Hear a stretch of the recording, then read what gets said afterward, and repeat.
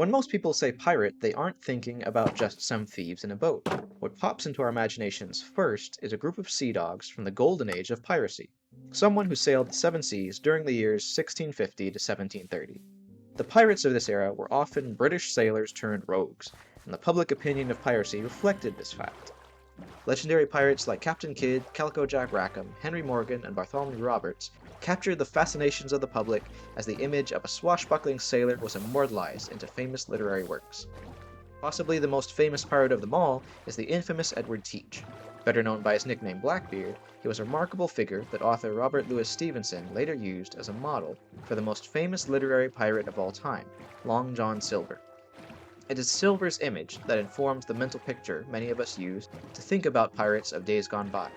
But since Silver is a fictional character, we have to ask ourselves, is there any legitimacy behind Silver's distinctly pirate accent?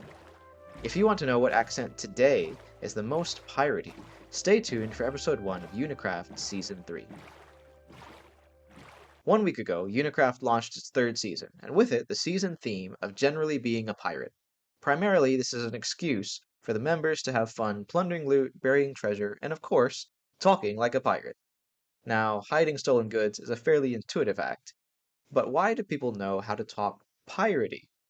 Pirates have technically been around almost as long as boats. If you wanted to ship goods from one sea to another, someone else probably also wanted to ship your goods at no extra cost to themselves. Historical accounts date pirates back to ancient Rome, but it's hard to imagine that massive maritime trading civilizations like Greece and Phoenicia didn't also have their own fair share of pirate problems. Since pirates have existed all over the world throughout every century, and continue to exist today, why do we have a single concept in our minds of what sounds piratey? Well, it all kind of centers around Scottish author Robert Louis Stevenson's 1883 novel Treasure Island, which places its pirates into the English port city of Bristol, a geographical setting that may actually be quite relevant to the search for a true pirate accent. Stevenson's work was an undisputed must-read of its day, and its popularity was validated by the 10 different film adaptations it had experienced before Disney's famous film adaptation in 1950. But the fame of Treasure Island doesn't totally account for the explanation of the accents we know and use today. By far the most important character in the story is the pirate captain Long John Silver. The original literary trope for Silver was something of a fierce, smooth-talking but frightening man, one who walked on a crutch but was nonetheless so youthful and able-bodied that it seemed not even to slow him down. He was based on accounts of Blackbeard and was written with a similar mix of refined speech cloaking his wickedly cold demeanor. His original voice, if kept true to Stevenson's vision and cast into a modern production, would possibly even have been something akin to the stereotypically ambiguous European voices we might ascribe to an evil count, baron, or vampire. However, when Walt Disney reproduced the novel as a film adaptation in 1950, Silver's popularity soared to new heights, essentially setting a standard for what Silver, and pirates in general, should sound like. Now, it does have to be noted that Disney doesn't get all the credit for Silver's new voice. Before Disney produced their film, the California-born Victor Fleming directed the first voiced adaptation of Treasure Island for the big screens in 1934. You may know Fleming from his work directing The Wizard of Oz and Gone with the Wind. Fleming's 1934 adaptation of Treasure Island highlighted a new problem that the film industry would have to overcome, something Hill and Idem refer to as the trick of perspective. The original written work presented Long John Silver to the reader through a first-person narrative, the perspective of Jim, the main character. In a first-person narrative, it is easy to hide certain details about a character's appearance and demeanor in order to make them seem more sinister. In a film, however, the audience can visually see the same character in the third person, making the whole experience less dramatic. When bringing the cold-hearted Long John Silver onto the telly, Fleming chose to alter his character to be a more sympathetic villain, casting the Missouri-born actor Wallace Beery for the part. Beery applied his acting skills in giving Silver a British West Country accent, something seemingly appropriate for the original setting of the novel in Bristol. Bingo! There we go.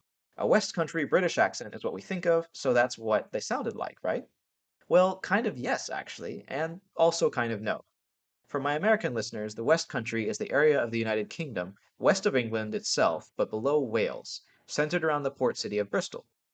In theory, it is historically true that many pirates did come from the West Country. How do we know this?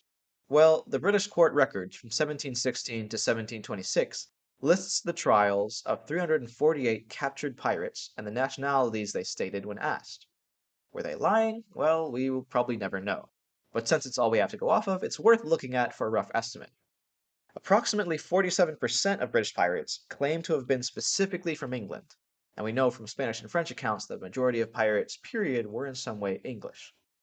Of the English pirates captured, some two-thirds of them claim to be from counties in the West Country, specifically Dorset, Somerset, Devon, and Cornwall. However, even placing the accent in the West Country doesn't tell the full story. Accents, like all things connected to languages, change over time, and what was a typical West Country accent in the 17th century has shifted somewhat today. So, what is the closest we could get to recreating a common pirate accent? Well, for that, we actually might need to go to Canada. See, during the 1750s to 1850s, Newfoundland saw a spike in immigration, with most settlers coming from the West Country counties of Dorset, Somerset, and Devon, as well as Southern Ireland. This increase in immigration happened just 20 years after the golden age of piracy, meaning the same accent that had once roamed the high seas had now taken up deep sea fishing in the Atlantic.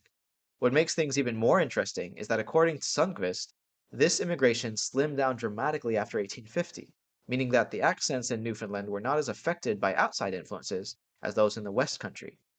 What does that mean for us? Well, it means if you want to sound like a pirate, Jim Carrey's Captain Sham in the 2004 film Lemony Snicket's A Series of Unfortunate Events is actually not that far off. Thank you for listening.